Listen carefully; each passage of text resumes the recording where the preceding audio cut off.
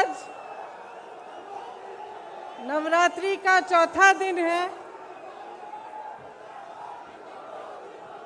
मैं व्रत हूं,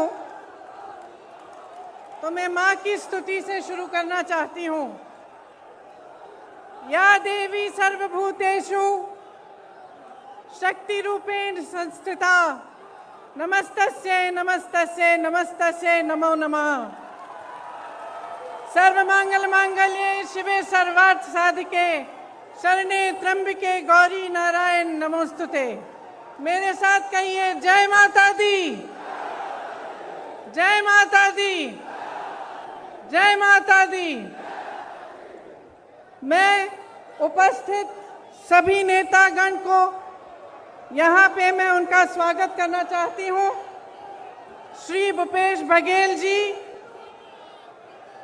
श्री अजय कुमार लल्लू जी, श्रीमती आराधना मिश्रा मोना जी, श्री दीपेंद्र हुडा जी, श्री प्रमोद तिवारी जी, श्री सलमान खुर्शीद जी, श्री पीएल पुनिया जी, राजेश मिश्रा जी, अजय राय जी, श्री इमरान प्रतापगढ़ी जी, प्रदीप माथुर जी, विवेक बंसल जी, प्रदीप जैन आदित्य जी, दीपक सिंह एमएलसी जी, जितेंद्र सिंह एक्सएमपी, कमल किशोर कमांडो जी, किशोरीलाल शर्मा जी, मोहम्मद मुकीम जी, नदीम जावेद जी, राकेश सचान जी, सुप्रिया श्रीनेत जी, सोहेल अंसारी जी, जफर अली नकवी जी, पंकज मलिक जी, ब्रिजलाल खाबरी जी, श्री अनुग्रह नारायण सिंह जी, उपस्थित प्रदेश कांग्रेस के कमेटी के पदाधिकारी, फ्रंटल विभाग प्रकोष्ठ के पदाधिकारी, सभी जिला शहर अध्यक्ष, युवा, किसान, महिला और मीडिया के मेरे साथी, आप सबका इस सभा में बहुत बहुत स्वागत। जैसे मैंने कहा, नवरात्रि चल रही है। इस समय मुझे उचित लगा कि मैं आपसे अपनी दिल की बात कहूं। जो सच्चाई मैंने उत्तर प्रदेश में पिछले 2 सालों से देखी है, जब से मैं यहाँ पे काम कर रही हूँ, वो सच्चाई मैं आपके सामने रखना चाहती हूँ। शुरू में जब मैंने यहाँ काम करना शुरू किया तो एक घटना हुई यहाँ से कुछ ही दूर सोनभद्र में। इस घटना में 13 आदिवासी खेत में काम कर रहे थे। जब पुलिस प्रशासन की सहमति से कुछ लोग उनकी जमीन लेने की कोशिश कर रहे थे, वो लोग आए, ट्रैक्टर जीप लेके आए और उन्होंने मारपीट की, गोली चलाई और 13 आदिवासियों को शहीद किया। सोनभद्र में नरसंहार हुआ। जब मैं उनसे मिलने गई तो मेरे मन में एक बात बहुत स्पष्ट मुझे लगी। जिस परिवार के पास मैं जा रही थी, वे कह रहे थे हमें मुआवजा नहीं चाहिए, हमें पैसा नहीं चाहिए किसी सरकार का, हमें न्याय चाहिए। लेकिन दीदी, हमें न्याय की उम्मीद नहीं है। उसके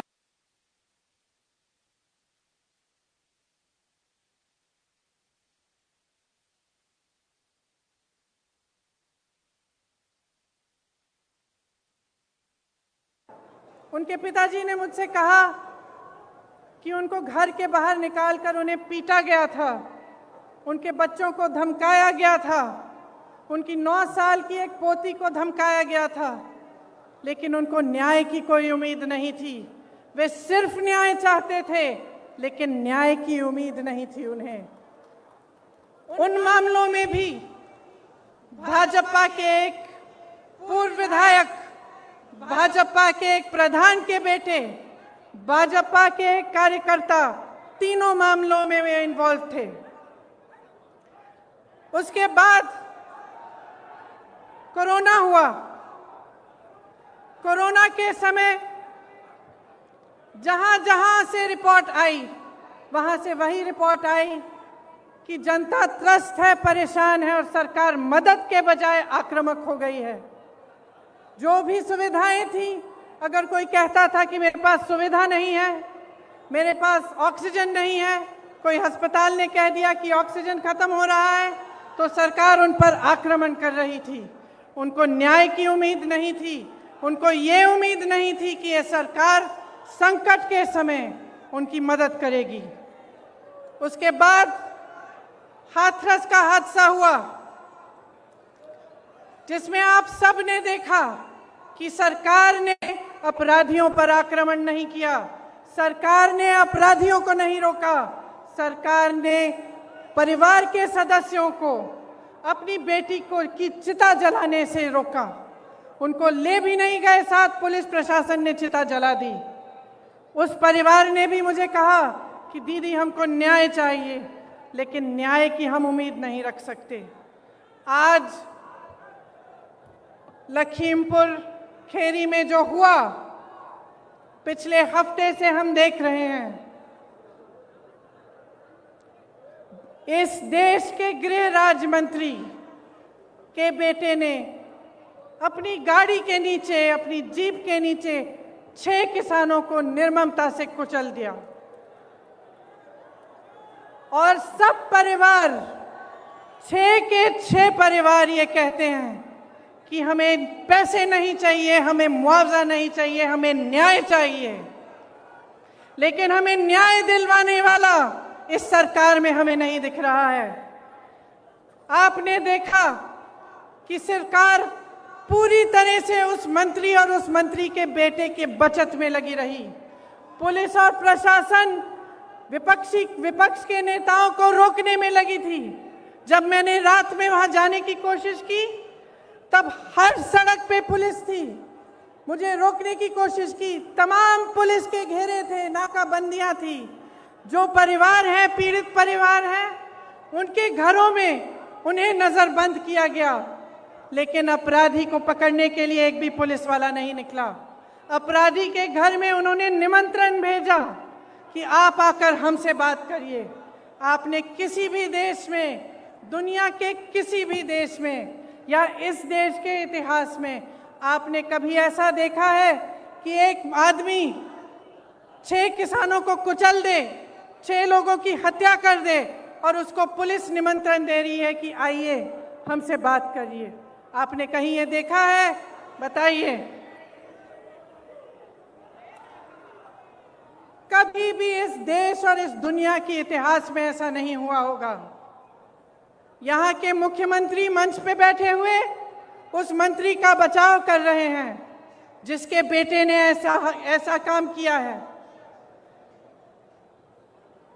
जो प्रधानमंत्री लखनऊ आ सकते थे प्रदर्शन को देखने के लिए, उत्तर प्रदेश के प्रदर्शन को देखने के लिए, आजादी के प्रदर्शन को देखने के लिए,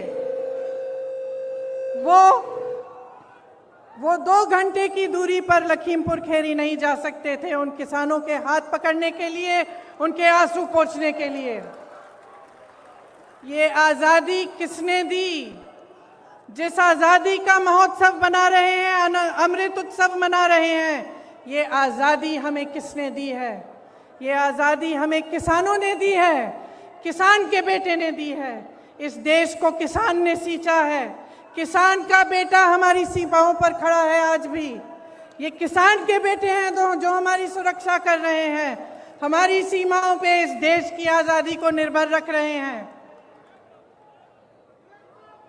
ये देश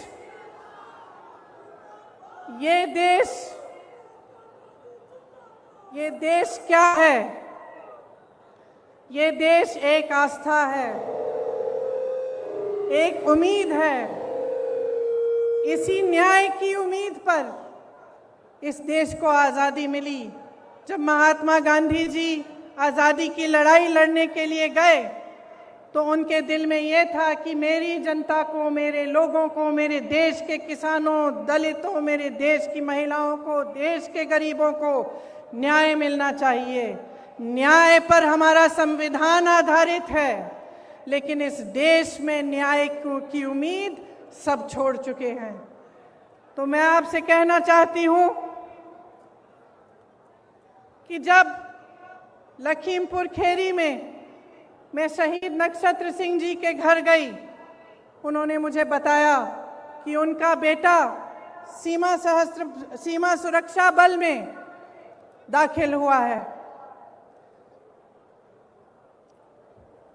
जब मैं अगले परिवार से मिलने गई तो मुझे बताया गया कि उनके तमाम भाई बहन सेना में देश की सुरक्षा करते हैं। जब मैं रमन कश्यप पत्रकार के घर गई, मुझे बताया गया कि उनको काम करते करते मारा गया, उनको जीप के नीचे कुचला गया क्योंकि वो वीडियो ले रहे थे, सच्चाई दिखाना चाह रहे थे। सारे परिवारों ने यही कहा कि हमें न्याय मिलने की उम्मीद नहीं है। तो अगर हमारे देश में कोई कुचला जाता है, किसी के प्रति हिंसा होती है, किसी पर अत्याचार होता है और उसको न्याय मिलने की उम्मीद नहीं होती, तो किसके पास जाएगा?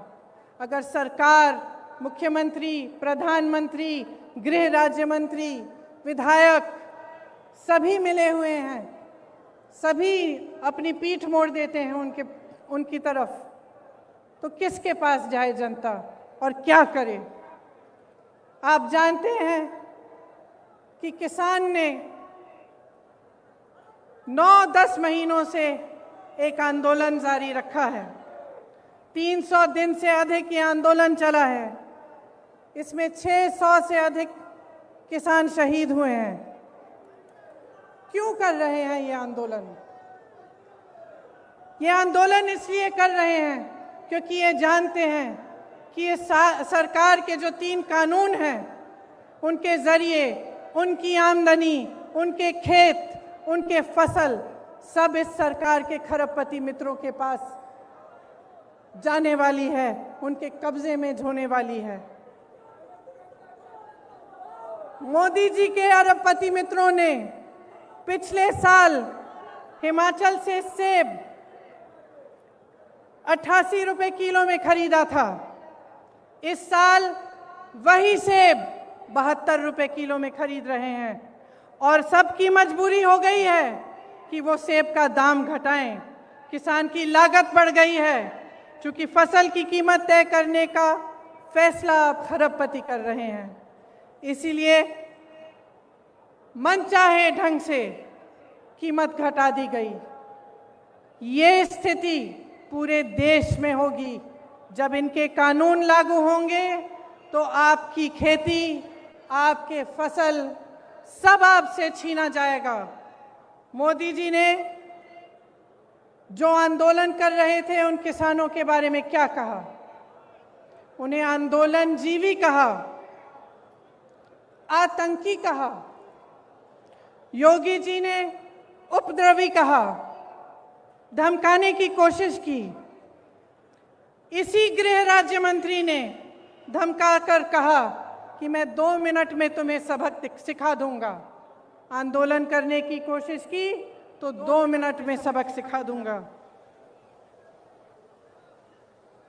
दुनिया के कोने कोने तक हमारे प्रधानमंत्री घूम सकते हैं, अमेरिका जा सकते हैं, जापान जा सकते हैं, देश देश में भ्रमण कर सकते हैं, लेकिन अपने किसानों से बात करने के लिए अपने घर से मात्र 10 किलोमीटर दूर दिल्ली के बॉर्डर तक नहीं जा सकते।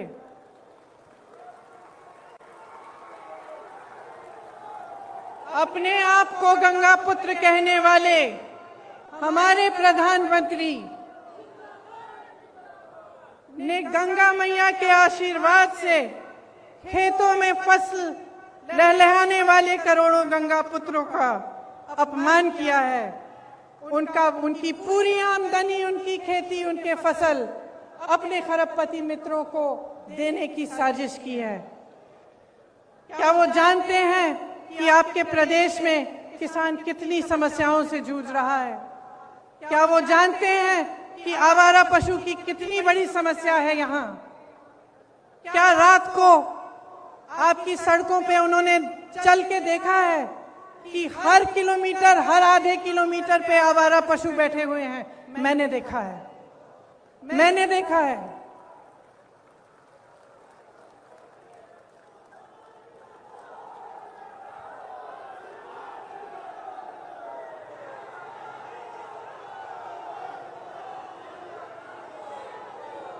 किसानों की बिजली के दाम 3 बार बढ़ा चुके हैं। क्या नरेंद्र मोदी जी ने देखा है कि आपको कितने बड़े बड़े बिल मिल रहे हैं? कि जब आपको बिजली नहीं मिल रही है फिर भी आपको बिजली के बिल मिल रहे हैं। क्या प्रधानमंत्री जी ने देखा है, कुछ कहा है इसके बारे में? प्रदेश का हर परिवार त्रस्त है, दुखी है। धान और गेहूं का दाम नहीं मिलता, यूरिया खाद बेहद महंगा हो गया है, जीएसटी, खेती के जो खेती में काम करने के इंस्ट्रूमेंट होते हैं उन पर भी जीएसटी लगा रखी है। 100 रुपए का पेट्रोल, 90 रुपए का डीजल, 900 रुपए में रसोई का गैस,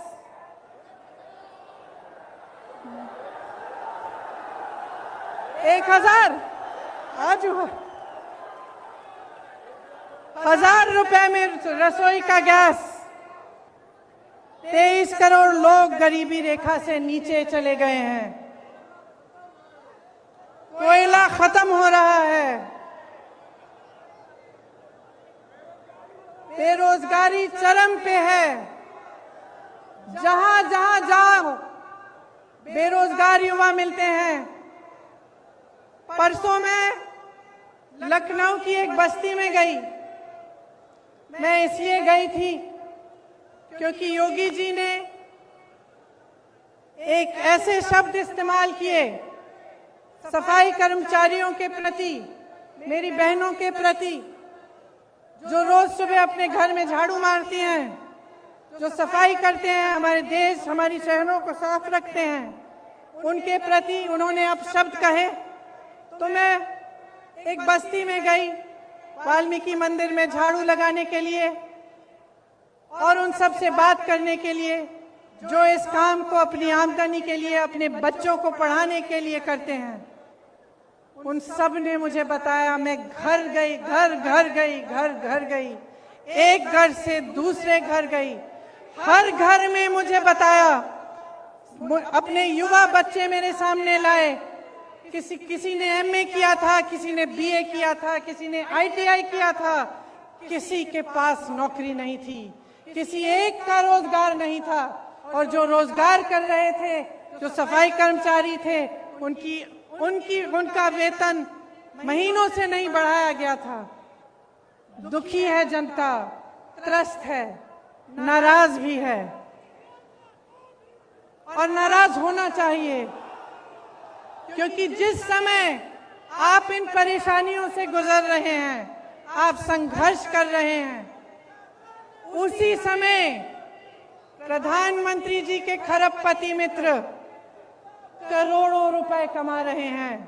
1000 करोड़ रुपए से ज्यादा दिन में कमाते हैं और आपकी आमदनी एकदम बंद है।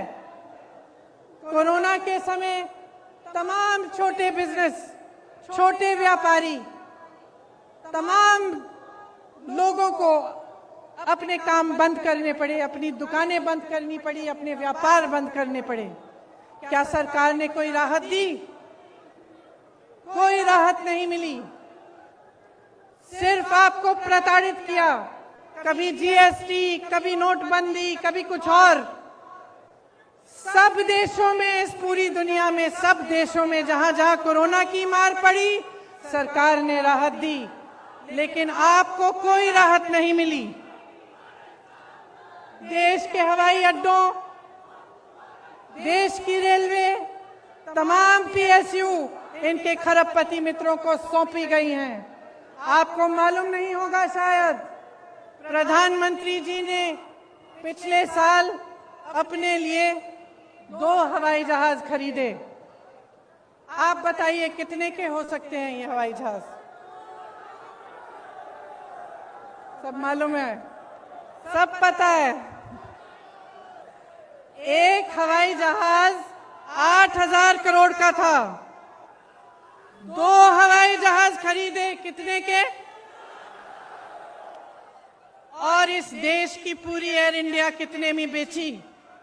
अपने खरबपति मित्रों को कितने में बेची? 18,000 करोड़ में बेची। 2 हवाई जहाज अपने लिए खरीदे 16,000 करोड़ के।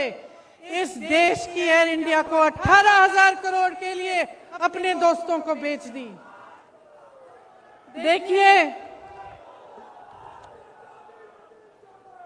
समझ लीजिए,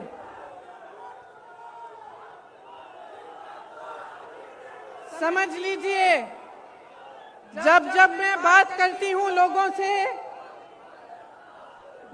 जब मैं लोगों से बात करती हूं, एक बात उभरती है कि हाँ, कुछ हो नहीं रहा है, कमाई नहीं है, रोजगार नहीं है, किसान त्रस्त है, नदियों के पास रहने वाला निषाद त्रस्त है, दलित त्रस्त है, महिला त्रस्त है, सब त्रस्त है। लेकिन दीदी, एक बात है कि मीडिया में बहुत आता है कि हम सुरक्षित हैं। तो मैं पूछना चाहती हूं कि क्या आपको सच्चाई दिख नहीं रही है?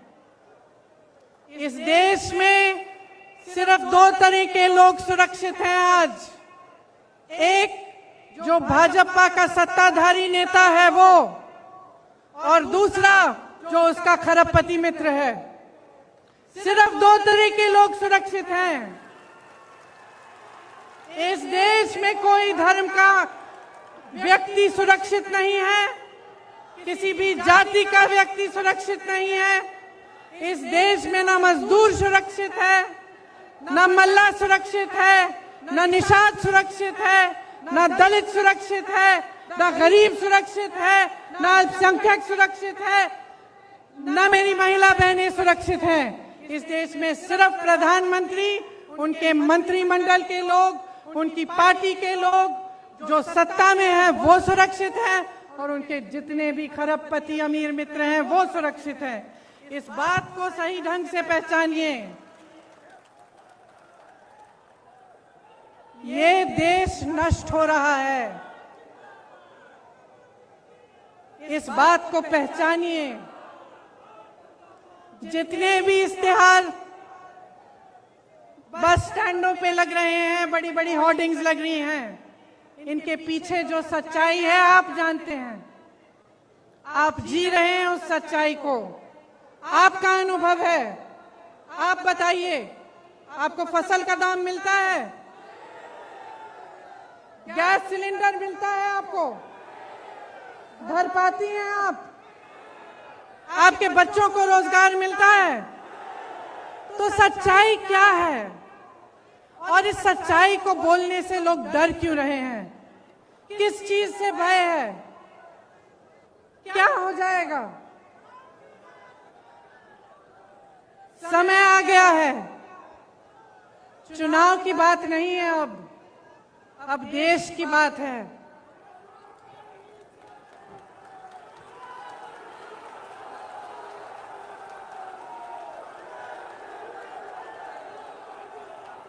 ये देश भाजपा के पदाधिकारियों, उनके मंत्रियों, उनके प्रधानमंत्रियों की जागीर नहीं है। ये देश आपका देश है, आपका देश है। इस देश को कौन बचाएगा? कौन बचाएगा इस देश को? अगर आप जागरूक नहीं बनेंगे, समझदार नहीं बनेंगे, आप इनकी राजनीति में उलझे रहेंगे, तो आप ना अपने देश को बचा पाएंगे, ना अपने आप को बचा पाएंगे। आप किसान हो, इस देश की आत्मा हो। जितने भी मंच पे नेता बैठे हैं उनको आपने बनाया है, आपकी मेहनत ने बनाया है इस देश को। ये कभी मत भूलिए। जो आपको आंदोलनकारी कहते हैं, जो आपको आतंकवादी कहते हैं, उनको न्याय देने के लिए मजबूर करिए। कांग्रेस के जितने भी कार्यकर्ता यहाँ हैं, किसी से नहीं डरते हैं, किसी से नहीं डरते हैं। हमें जेल में डालिए, हमें मारिए, हमें कुछ भी कर लीजिए, हम लड़ते रहेंगे, लड़ते रहेंगे, लड़ते रहेंगे जब तक वो गृह राज्य मंत्री आपका इस्तीफा नहीं देगा। तब तक हम लड़ते रहेंगे, हम हिलेंगे नहीं, हम हटेंगे नहीं। हम कांग्रेस के कार्यकर्ता हैं। हमारी पार्टी ने इस देश की आजादी की लड़ाई लड़ी है। हमें कोई चुप नहीं कर सकता, हमें कोई रोक नहीं सकता। और जितने भी लोग मेरी बातों को सुन रहे हैं, चाहे आप यहां मौजूद हैं, चाहे आप टीवी पे देख रहे हैं, अपने अंतर्मन में झांकिए, अपने अंतर्मन में झांकिए और अपने आप से सिर्फ एक सवाल पूछिए, सिर्फ एक सवाल पूछिए कि जब से ये सरकार आई है, इन पिछले 7 सालों में क्या आपके जीवन में तरक्की आई है कि नहीं? क्या विकास आपके द्वार पे आया है कि नहीं? जो वचन आपसे किए थे वो निभाए गए हैं कि नहीं? सिर्फ ये एक सवाल पूछ लीजिए और अपने ही मन में ईमानदारी से इस सवाल का जवाब दीजिए। और अगर इस सवाल का जवाब यही है कि आपके जीवन में तरक्की नहीं हुई, तो आ जाइए, मेरे साथ खड़े होइए, कंधे से कंधा लगाइए और लड़िए। बदलिए सरकार को, परिवर्तन लाइए, अपने प्रदेश को बदलिए, क्योंकि मैं तब तक नहीं रुकूंगी जब तक यहाँ पर परिवर्तन आए। मैं आप सबको बहुत बहुत धन्यवाद देना चाहती हूँ कि आप यहाँ आए, इतनी धूप में मेरा इंतजार किया। आप सबको नवरात्रि की बहुत बहुत शुभकामनाएं।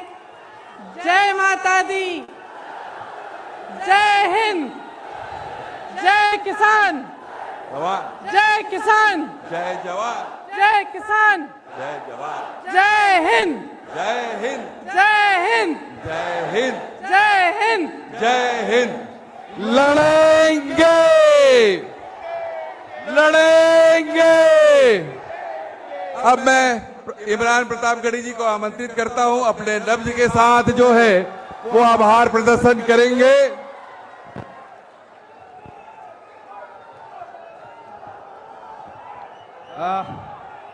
आदरणीय प्रियंका जी के बाद मुझे आदेशित किया गया है कि मैं आभार प्रदर्शित करूं। मेरी आंखों के सामने हजारों की तादाद में पूरा उत्तर प्रदेश उमड़ आया है। आप धूप में खड़े हैं, मैं आपकी इस जिजीविषा को सलाम करता हूं। नया पाने की चाहत में पुराना छूट जाता है, तुझे अपनाऊं तो मुझसे जमाना रूठ जाता है। मोहब्बत पढ़ने लिखने में बहुत आसान है, लेकिन मोहब्बत को निभाने में पसीना छूट जाता है। आप यहाँ कांग्रेस की मोहब्बत में खड़े हैं, पसीने में खड़े हैं, मैं आपको सलाम करता हूं। मैं चाह रहा था कि मैं दीदी से पहले 2 शब्द बोल लूं, एक नज्म सुना लूं, लेकिन अब आदेशित किया गया है तो मैं दीदी के लिए एक नज्म 2 मिनट में सुनाना चाहता हूं। अगर आप सब आदेश करें तो मैं सुना दूं। आवाम का है, किसान का है, सवाल लोगों की जान का है। मैं मंच के साथियों से भी चाहूंगा कि 2 मिनट, मैं चूंकि शायर हूं तो मैं चाहता हूं कि मुझे वो माहौल भी मिल जाए तो मैं थोड़ा सा बेहतर से सुना सकूं। आवाम का है, किसान का है, सवाल लोगों की जान का है जो भी कातिल है, जो भी शामिल, उन्हीं से इसका जवाब लेंगे।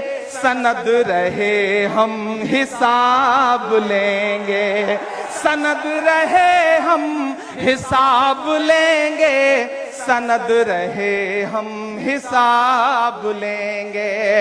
उत्तर प्रदेश वालों, उस दिन जब प्रियंका जी लखनऊ से निकली तो ऐसा लगा था रात में कि लखनऊ से लखीमपुर की सड़कों पर प्रियंका गांधी नहीं बल्कि इंदिरा गांधी जी दौड़ रही हैं, चल रही हैं। मैं एक बंद पढ़ता हूं इस नज्म का। जमहूरियत को कुचलने वाला ये काम तेरा नहीं चलेगा, यहाँ पे हिटलर मुसोलिनी सा निजाम तेरा नहीं चलेगा। ये जुल्म की नफरतों की जितनी चलाओ आंधी नहीं डरेंगी। और जो अगली लाइन आ रही है, मैं चाहता हूं कि लखनऊ और दिल्ली तक पहुंचे, जो मैं अगला मिसरा पढ़ने जा रहा हूं कि ये जुल्म की नफरतों।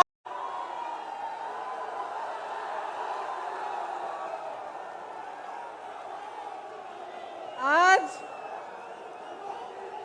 नवरात्रि का चौथा दिन है। मैं व्रत हूं तो मैं मां की स्तुति से शुरू करना चाहती हूं। या देवी सर्वभूतेषु शक्ति रूपेण संस्थिता नमस्तस्यै नमस्तस्यै नमस्तस्यै नमो नमः। सर्वमंगल मांगल्ये शिवे सर्वार्थ साधिके शरणे त्र्यंबके गौरी नारायण नमोस्तुते।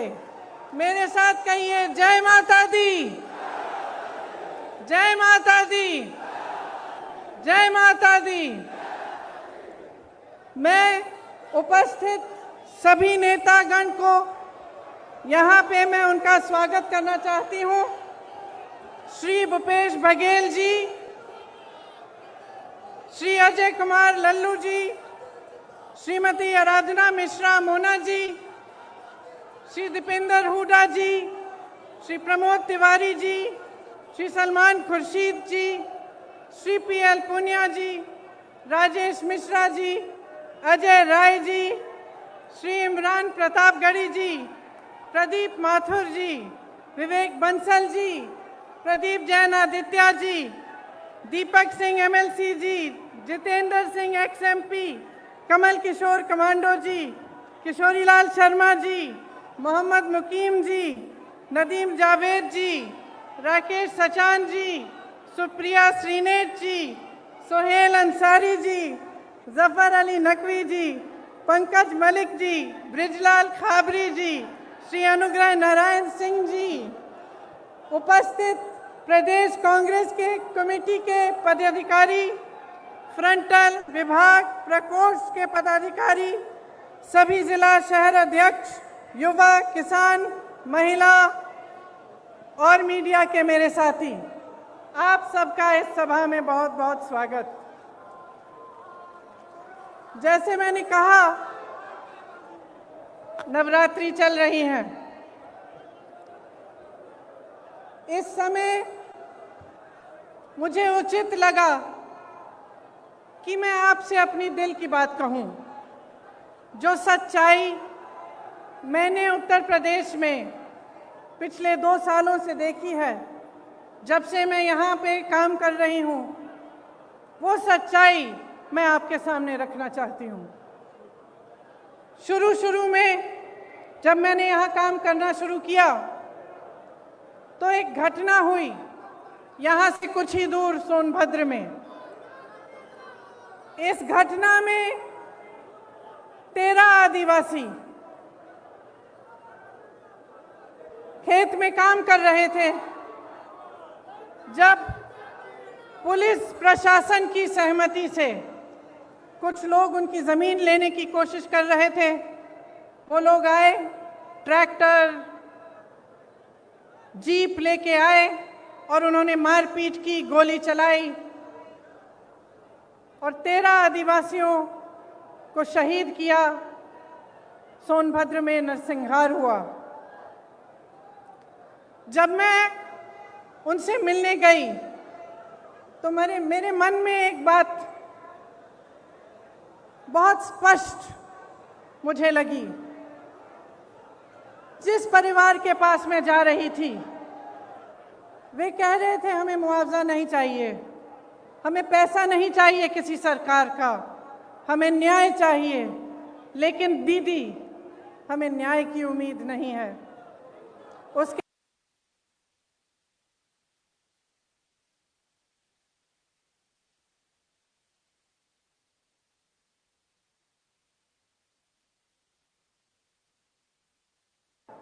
उनके पिताजी ने मुझसे कहा कि उनको घर के बाहर निकालकर उन्हें पीटा गया था, उनके बच्चों को धमकाया गया था, उनकी 9 साल की एक पोती को धमकाया गया था, लेकिन उनको न्याय की कोई उम्मीद नहीं थी। वे सिर्फ न्याय चाहते थे, लेकिन न्याय की उम्मीद नहीं थी उन्हें। उन मामलों में भी भाजपा के एक पूर्व विधायक, भाजपा के एक प्रधान के बेटे, भाजपा के एक कार्यकर्ता, तीनों मामलों में वे इन्वॉल्व थे। उसके बाद कोरोना हुआ। कोरोना के समय जहां जहां से रिपोर्ट आई, वहां से वही रिपोर्ट आई कि जनता त्रस्त है, परेशान है और सरकार मदद के बजाय आक्रामक हो गई है। जो भी सुविधाएं थी, अगर कोई कहता था कि मेरे पास सुविधा नहीं है, मेरे पास ऑक्सीजन नहीं है, कोई अस्पताल ने कह दिया कि ऑक्सीजन खत्म हो रहा है, तो सरकार उन पर आक्रमण कर रही थी। उनको न्याय की उम्मीद नहीं थी, उनको ये उम्मीद नहीं थी कि ये सरकार संकट के समय उनकी मदद करेगी। उसके बाद हाथरस का हादसा हुआ, जिसमें आप सब ने देखा कि सरकार ने अपराधियों पर आक्रमण नहीं किया, सरकार ने अपराधियों को नहीं रोका, सरकार ने परिवार के सदस्यों को अपनी बेटी को की चिता जलाने से रोका। उनको ले भी नहीं गए साथ, पुलिस प्रशासन ने चिता जला दी। उस परिवार ने भी मुझे कहा कि दीदी हमको न्याय चाहिए, लेकिन न्याय की हम उम्मीद नहीं रख सकते। आज लखीमपुर खेरी में जो हुआ, पिछले हफ्ते से हम देख रहे हैं। इस देश के गृह राज्य मंत्री के बेटे ने अपनी गाड़ी के नीचे, अपनी जीप के नीचे 6 किसानों को निर्ममता से कुचल दिया और सब परिवार, 6 के 6 परिवार ये कहते हैं कि हमें पैसे नहीं चाहिए, हमें मुआवजा नहीं चाहिए, हमें न्याय चाहिए। लेकिन हमें न्याय दिलवाने वाला इस सरकार में हमें नहीं दिख रहा है। आपने देखा कि सरकार पूरी तरह से उस मंत्री और उस मंत्री के बेटे के बचत में लगी रही। पुलिस और प्रशासन विपक्ष के नेताओं को रोकने में लगी थी। जब मैंने रात में वहां जाने की कोशिश की, तब हर सड़क पे पुलिस थी, मुझे रोकने की कोशिश की, तमाम पुलिस के घेरे थे, नाकाबंदियां थी। जो परिवार है, पीड़ित परिवार है, उनके घरों में उन्हें नजरबंद किया गया, लेकिन अपराधी को पकड़ने के लिए एक भी पुलिस वाला नहीं निकला। अपराधी के घर में उन्होंने निमंत्रण भेजा कि आप आकर हमसे बात करिए। आपने किसी भी देश में, दुनिया के किसी भी देश में या इस देश के इतिहास में आपने कभी ऐसा देखा है कि एक आदमी 6 किसानों को कुचल दे, 6 लोगों की हत्या कर दे और उसको पुलिस निमंत्रण दे रही है कि आइए हमसे बात करिए? आपने कहीं ये देखा है? बताइए। कभी भी इस देश और इस दुनिया के इतिहास में ऐसा नहीं हुआ होगा। यहाँ के मुख्यमंत्री मंच पे बैठे हुए उस मंत्री का बचाव कर रहे हैं जिसके बेटे ने ऐसा काम किया है।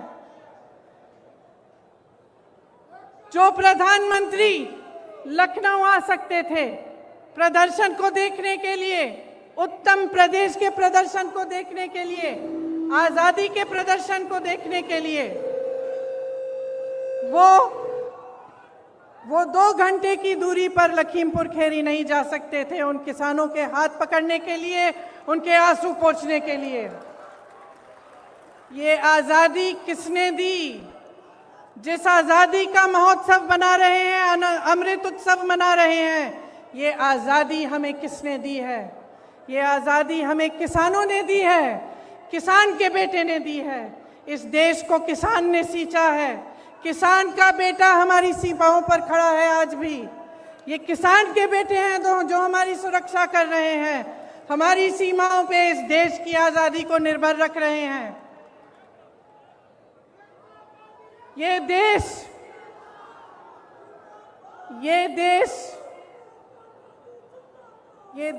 क्या है? ये देश एक आस्था है, एक उम्मीद है। इसी न्याय की उम्मीद पर इस देश को आज़ादी मिली। जब महात्मा गांधी जी आज़ादी की लड़ाई लड़ने के लिए गए तो उनके दिल में ये था कि मेरी जनता को, मेरे लोगों को, मेरे देश के किसानों, दलितों, मेरे देश की महिलाओं को, देश के गरीबों को न्याय मिलना चाहिए। न्याय पर हमारा संविधान आधारित है, लेकिन इस देश में न्याय की उम्मीद सब छोड़ चुके हैं। तो मैं आपसे कहना चाहती हूं कि जब लखीमपुर खीरी में मैं शहीद नक्षत्र सिंह जी के घर गई, उन्होंने मुझे बताया कि उनका बेटा सीमा सुरक्षा बल में दाखिल हुआ है। जब मैं अगले परिवार से मिलने गई तो मुझे बताया गया कि उनके तमाम भाई बहन सेना में देश की सुरक्षा करते हैं। जब मैं रमन कश्यप पत्रकार के घर गई, मुझे बताया गया कि उनको काम करते करते मारा गया, उनको जीप के नीचे कुचला गया क्योंकि वो वीडियो ले रहे थे, सच्चाई दिखाना चाह रहे थे। सारे परिवारों ने यही कहा कि हमें न्याय मिलने की उम्मीद नहीं है। तो अगर हमारे देश में कोई कुचला जाता है, किसी के प्रति हिंसा होती है, किसी पर अत्याचार होता है और उसको न्याय मिलने की उम्मीद नहीं होती, तो किसके पास जाएगा? अगर सरकार, मुख्यमंत्री, प्रधानमंत्री, गृह राज्य मंत्री, विधायक सभी मिले हुए हैं, सभी अपनी पीठ मोड़ देते हैं उनकी तरफ, तो किसके पास जाए जनता और क्या करे? आप जानते हैं कि किसान ने 9-10 महीनों से एक आंदोलन जारी रखा है। 300 दिन से अधिक ये आंदोलन चला है। इसमें 600 से अधिक किसान शहीद हुए हैं। क्यों कर रहे हैं ये आंदोलन? ये आंदोलन इसलिए कर रहे हैं क्योंकि ये जानते हैं कि ये सरकार के जो 3 कानून हैं, उनके जरिए उनकी आमदनी, उनके खेत, उनके फसल सब इस सरकार के खरबपति मित्रों के पास जाने वाली है, उनके कब्जे में होने वाली है। मोदी जी के अरबपति मित्रों ने पिछले साल हिमाचल से सेब 88 रुपए किलो में खरीदा था। इस साल वही सेब 72 रुपए किलो में खरीद रहे हैं और सबकी मजबूरी हो गई है कि वो सेब का दाम घटाएं। किसान की लागत बढ़ गई है, क्योंकि फसल की कीमत तय करने का फैसला आप खरबपति कर रहे हैं। इसीलिए मनचाहे ढंग से कीमत घटा दी गई। ये स्थिति पूरे देश में होगी। जब इनके कानून लागू होंगे तो आपकी खेती, आपके फसल सब आपसे छीना जाएगा। मोदी जी ने जो आंदोलन कर रहे थे उन किसानों के बारे में क्या कहा? उन्हें आंदोलनजीवी कहा, आतंकी कहा, योगी जी ने उपद्रवी कहा। धमकाने की कोशिश की। इसी गृह राज्य मंत्री ने धमकाकर कहा कि मैं 2 मिनट में तुम्हें सबक सिखा दूंगा। आंदोलन करने की कोशिश की तो 2 मिनट में सबक सिखा दूंगा। दुनिया के कोने कोने तक हमारे प्रधानमंत्री घूम सकते हैं, अमेरिका जा सकते हैं, जापान जा सकते हैं, देश देश में भ्रमण कर सकते हैं, लेकिन अपने किसानों से बात करने के लिए अपने घर से मात्र 10 किलोमीटर दूर दिल्ली के बॉर्डर तक नहीं जा सकते।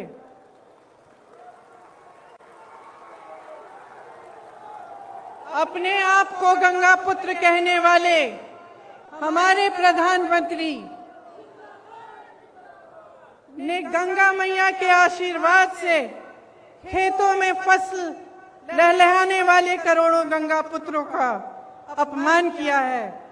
उनकी पूरी आमदनी, उनकी खेती, उनके फसल अपने खरबपति मित्रों को देने की साजिश की है। क्या वो जानते हैं कि आपके प्रदेश में किसान कितनी समस्याओं से जूझ रहा है? क्या वो जानते हैं कि आवारा पशु की कितनी बड़ी समस्या है यहाँ? क्या रात को आपकी सड़कों पे उन्होंने चल के देखा है कि हर किलोमीटर, हर आधे किलोमीटर पे आवारा पशु बैठे हुए हैं? मैंने देखा है, मैंने देखा है।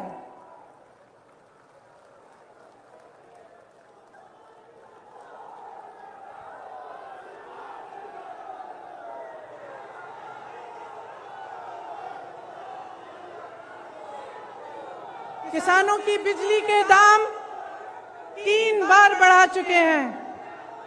क्या नरेंद्र मोदी जी ने देखा है कि आपको कितने बड़े बड़े बिल मिल रहे हैं? कि जब आपको बिजली नहीं मिल रही है फिर भी आपको बिजली के बिल मिल रहे हैं। क्या प्रधानमंत्री जी ने देखा है, कुछ कहा है इसके बारे में? प्रदेश का हर परिवार त्रस्त है, दुखी है। धान और गेहूं का दाम नहीं मिलता, यूरिया खाद बेहद महंगा हो गया है, जीएसटी, खेती के जो खेती में काम करने के इंस्ट्रूमेंट होते हैं उन पर भी जीएसटी लगा रखी है। 100 रुपए का पेट्रोल, 90 रुपए का डीजल, 900 रुपए में रसोई का गैस।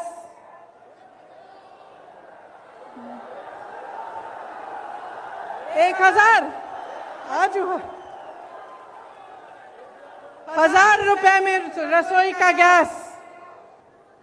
23 करोड़ लोग गरीबी रेखा से नीचे चले गए हैं। कोयला खत्म हो रहा है। बेरोजगारी चरम पे है। जहां जहां जाओ बेरोजगार युवा मिलते हैं। परसों मैं लखनऊ की एक बस्ती में गई। मैं इसलिए गई थी क्योंकि योगी जी ने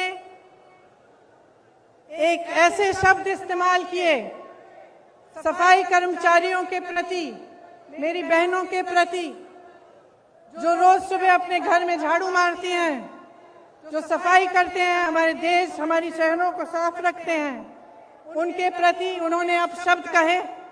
तो मैं एक बस्ती में गई वाल्मीकि मंदिर में झाड़ू लगाने के लिए और उन सब से बात करने के लिए जो इस काम को अपनी आमदनी के लिए, अपने बच्चों को पढ़ाने के लिए करते हैं। उन सब ने मुझे बताया, मैं घर गई, घर गई, एक घर से दूसरे घर गई, हर घर में मुझे बताया, अपने युवा बच्चे मेरे सामने लाए। किसी ने एमए किया था, किसी ने बीए किया था, किसी ने आईटीआई किया था, किसी के पास नौकरी नहीं थी, किसी एक का रोजगार नहीं था। और जो रोजगार कर रहे थे, जो सफाई कर्मचारी थे, उनका वेतन महीनों से नहीं बढ़ाया गया था। दुखी है जनता, त्रस्त है, नाराज भी है और नाराज होना चाहिए, क्योंकि जिस समय आप इन परेशानियों से गुजर रहे हैं, आप संघर्ष कर रहे हैं, उसी समय प्रधानमंत्री जी के खरबपति मित्र करोड़ों रुपए कमा रहे हैं, 1000 करोड़ रुपए से ज्यादा दिन में कमाते हैं, और आपकी आमदनी एकदम बंद है। कोरोना के समय तमाम छोटे बिजनेस, छोटे व्यापारी, तमाम लोगों को अपने काम बंद करने पड़े, अपनी दुकानें बंद करनी पड़ी, अपने व्यापार बंद करने पड़े। क्या सरकार ने कोई राहत दी?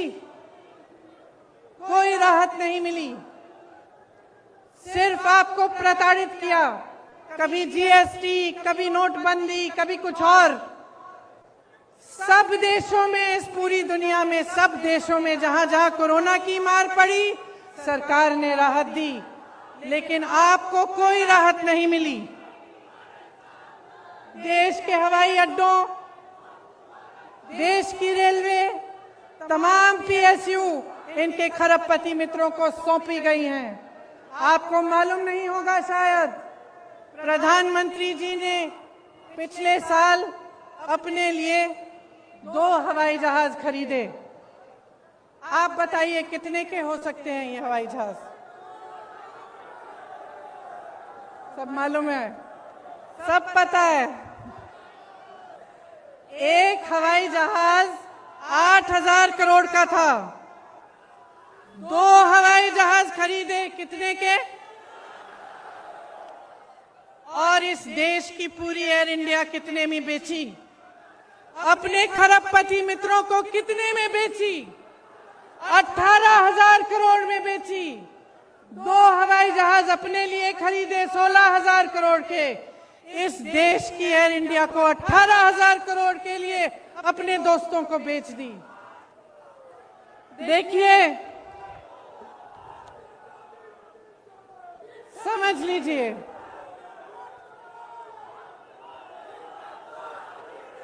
समझ लीजिए, जब जब मैं बात करती हूं लोगों से,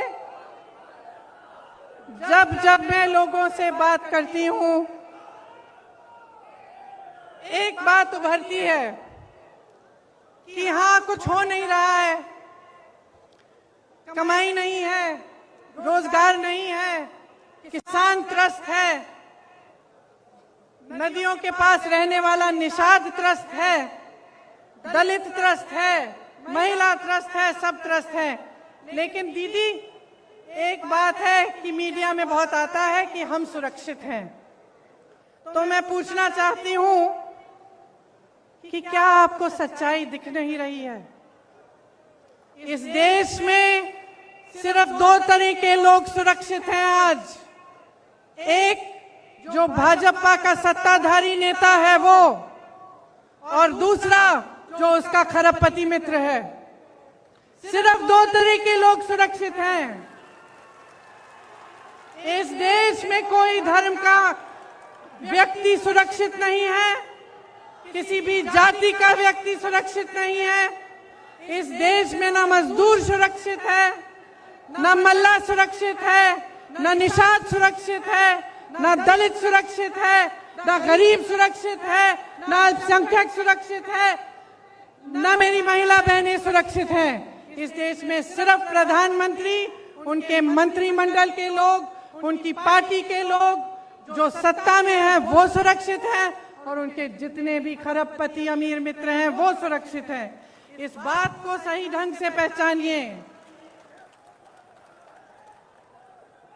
ये देश नष्ट हो रहा है, इस बात को पहचानिए। जितने भी इश्तिहार बस स्टैंडों पे लग रहे हैं, बड़ी बड़ी होर्डिंग्स लग रही हैं, इनके पीछे जो सच्चाई है आप जानते हैं। आप जी रहे हैं उस सच्चाई को, आपका अनुभव है। आप बताइए, आपको फसल का दाम मिलता है? गैस सिलेंडर मिलता है आपको? भर पाती हैं आप? आपके बच्चों को रोजगार मिलता है? तो सच्चाई क्या है? और इस सच्चाई को बोलने से लोग डर क्यों रहे हैं? किस चीज से भय है? क्या हो जाएगा? समय आ गया है। चुनाव की बात नहीं है, अब देश की बात है।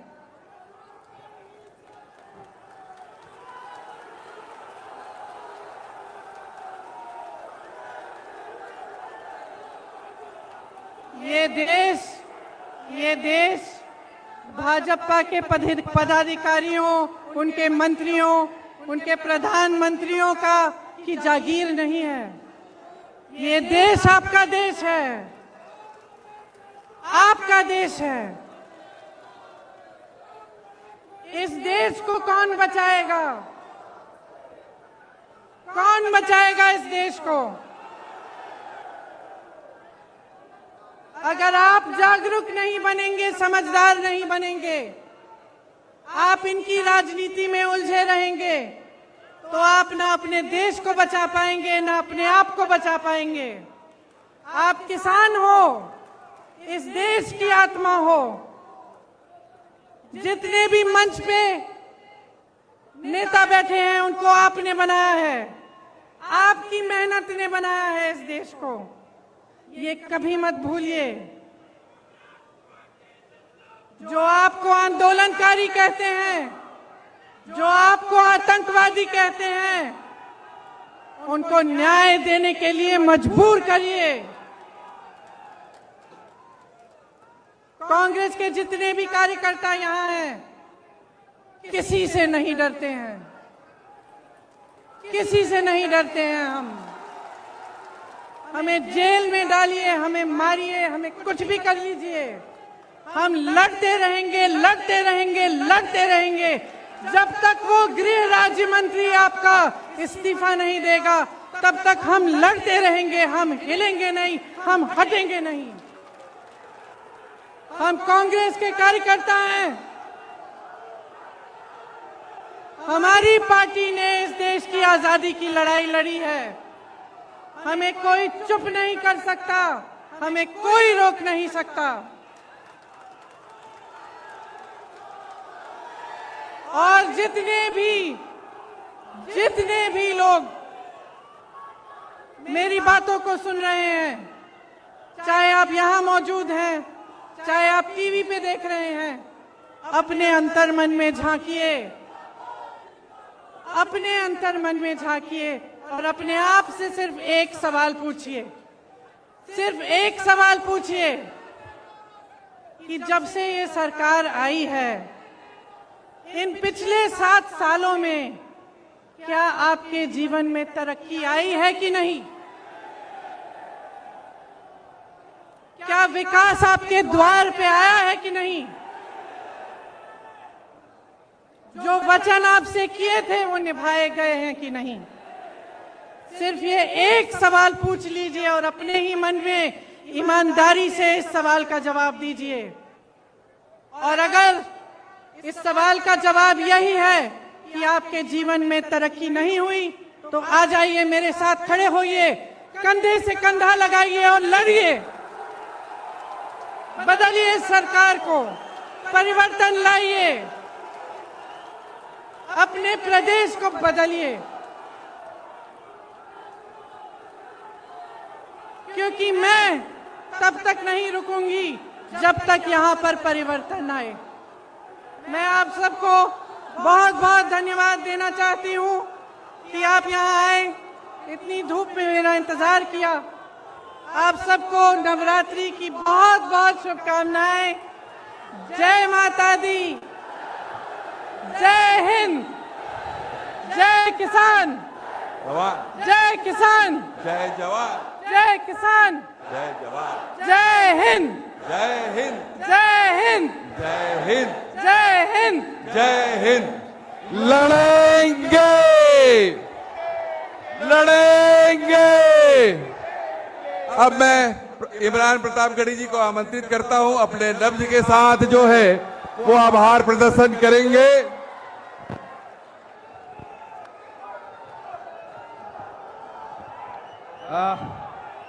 आदरणीय प्रियंका जी के बाद मुझे आदेशित किया गया है कि मैं आभार प्रदर्शन